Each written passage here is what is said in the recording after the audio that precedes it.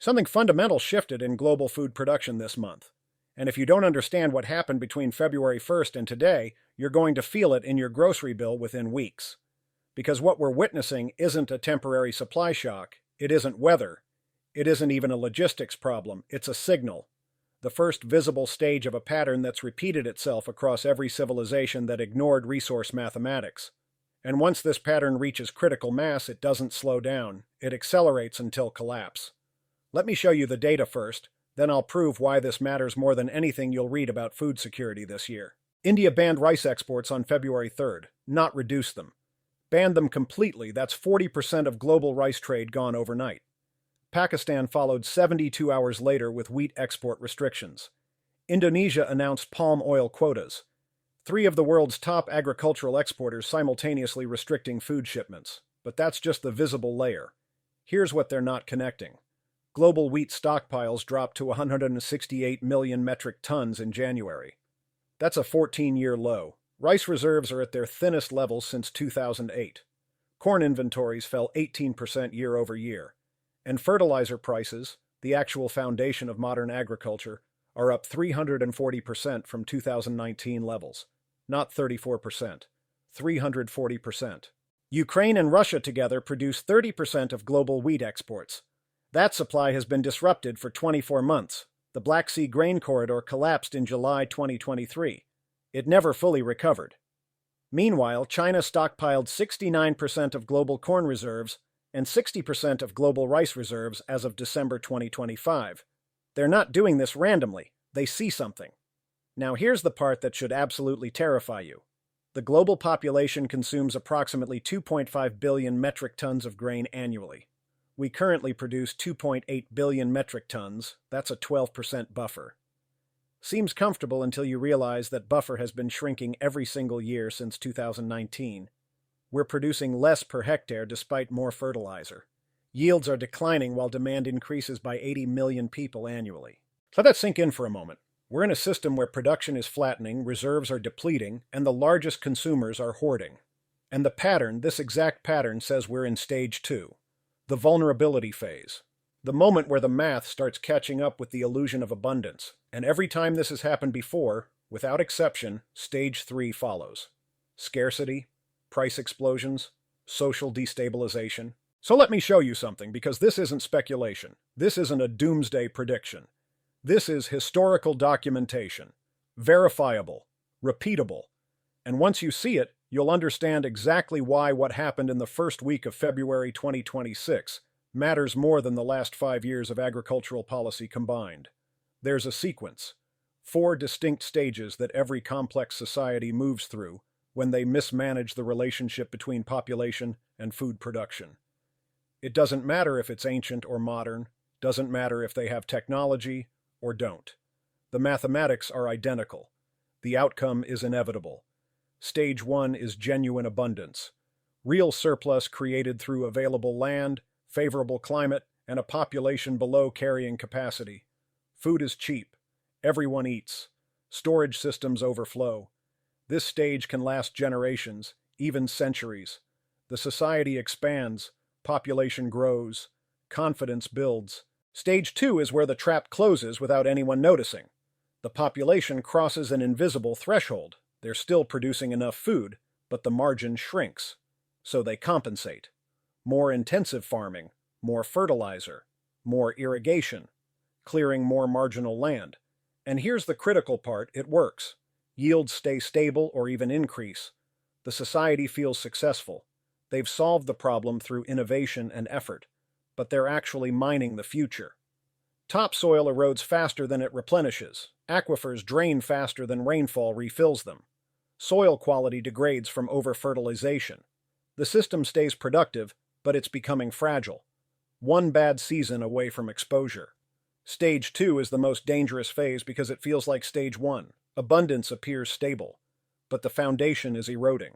Stage 3 is the awakening. Something breaks. A drought, a crop disease, an input shortage.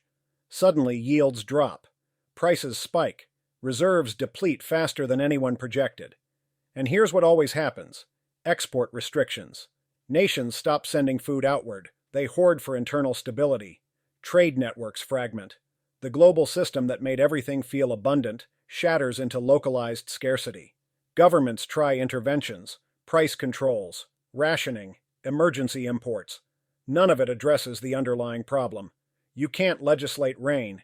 You can't subsidize topsoil that's already gone. The math is unforgiving. Stage 4 is the reset. Famine, population decline, social collapse. The system corrects itself through devastation. The population falls back below what the damaged land can support. It's brutal. It's fast.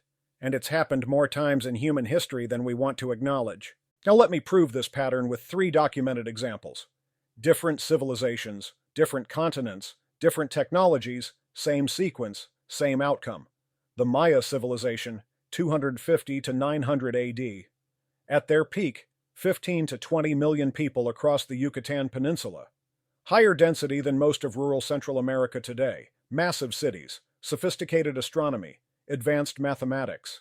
Stage 1 lasted centuries. Adequate rainfall, fertile volcanic soils, raised field agriculture. Food production sustained 600 years of growth. Stage 2 began around 700 AD. Population hit critical levels. They'd cleared most old-growth forest for agriculture. Intensive maize cultivation everywhere. Soil depletion appeared, but they compensated. More fields, more irrigation, more labor, it worked for a while. Then Stage 3 arrived. Between 800 and 900 AD, droughts hit. Not unprecedented, just severe dry periods in a system with zero resilience. Crop failures cascaded. Cities couldn't feed their populations. Stage 4 came fast. Within 150 years, the Maya population fell by 90%. 90%. Tikal, Copan, Palenque abandoned completely. Not conquered, emptied. The people starved or dispersed. Lakebed core samples show exactly what happened. Massive forest clearance before the collapse. Catastrophic soil erosion. The agricultural base was destroyed before the drought even began. That's the pattern. Abundance, overextension, shock, collapse. Verified through archaeology. Let me show you it happened again. Ireland in the early 19th century. Population 8.5 million. One of Europe's densest populations. How? The potato. Massive calories per acre. Perfect stage 1. By the 1840s, deep into stage 2, over 3 million people, 40% of the population, relied almost exclusively on potatoes. They'd subdivided land into smaller plots to support growth. Each plot, potatoes. Nothing else. No diversity. No resilience. 1845. Stage 3 arrived. Phytophthora infestans. Potato blight. It spread across Ireland in weeks. The 1845 harvest. Destroyed. 1846. Worse. 1847, catastrophic. Stage 4 was merciless. 1 million dead from starvation within 7 years. Another million emigrated. Population fell from 8.5 million to 6.5 million. It never recovered. Ireland's population today is still lower than 1845. The blight wasn't unprecedented. Potato diseases had occurred before.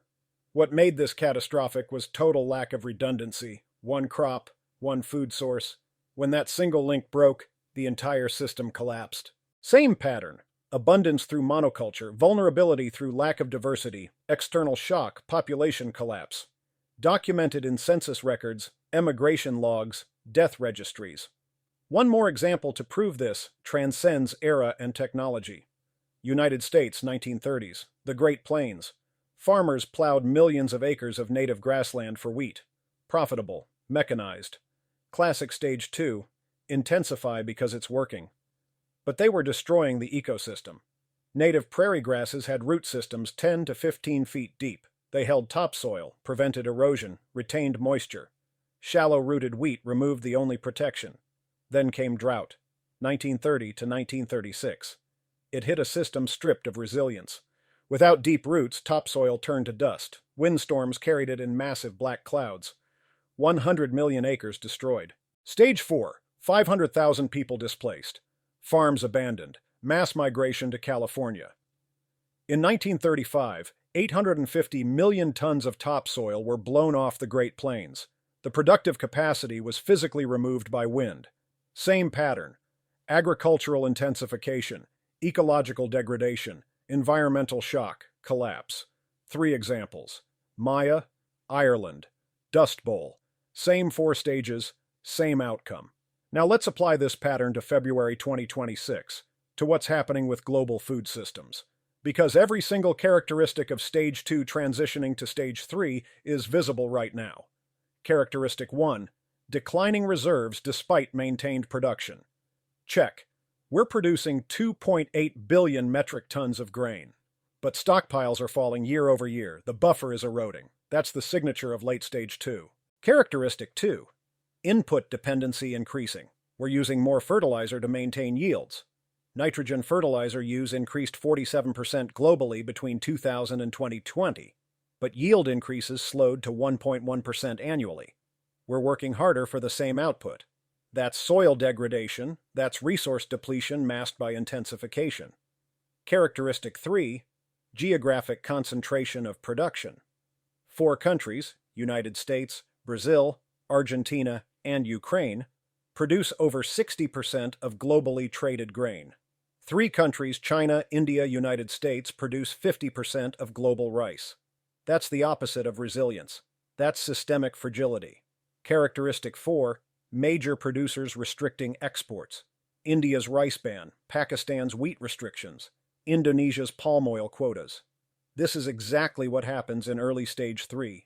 Nations prioritize internal food security over global trade. Once this starts, it cascades. More restrictions trigger more restrictions. Characteristic 5. Largest consumers hoarding reserves. China holds 69% of global corn reserves. They're not consuming it. They're stockpiling it. That's not random. That's preparation for scarcity they see coming. And here's the signal that confirms we're in transition.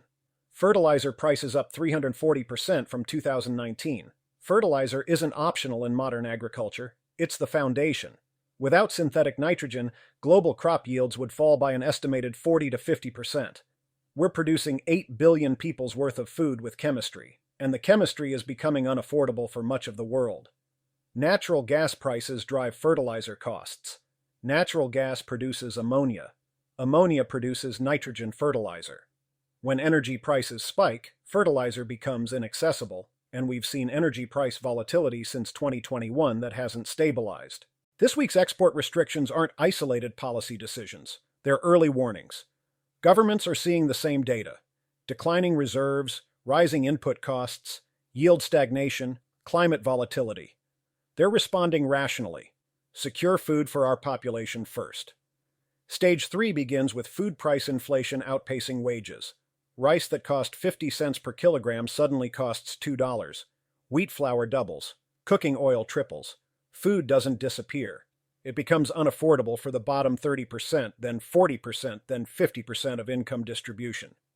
Governments respond with subsidies, price controls, rationing. These slow the crisis but don't solve it.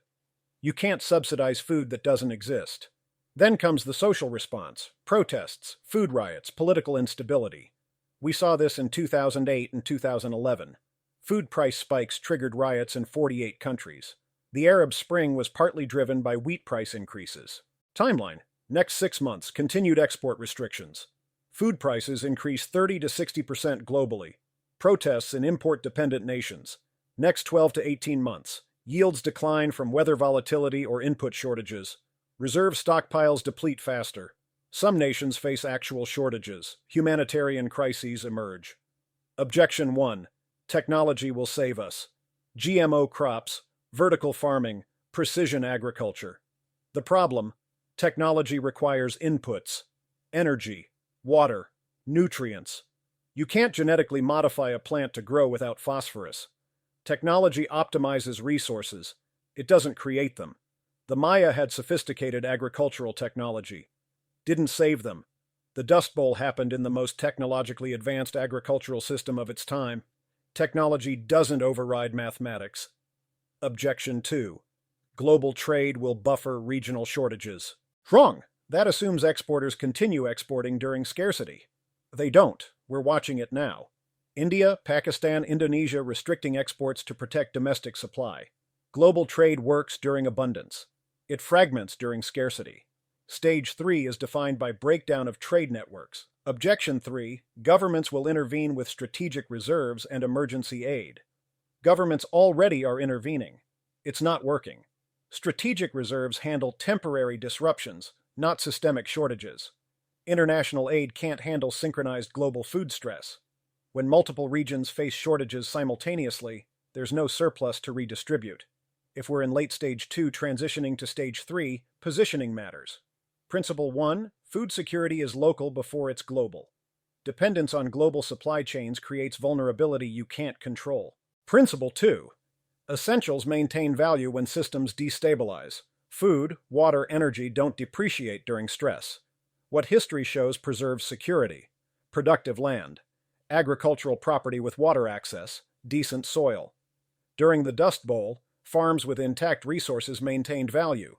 Degraded land became worthless. Local production capacity, home gardens, community agriculture, reduces supply chain dependence. Stored essentials, non-perishable food with multi-year shelf life. 6 months of staples provides buffer, valuable skills, food preservation, agriculture, water management. These maintain purchasing power when systems fail. 2 scenarios, same person, different preparation.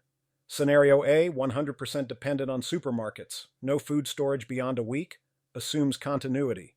When stage 3 hits, food prices spike and their budget breaks. Supply chains fragment, they have no alternatives.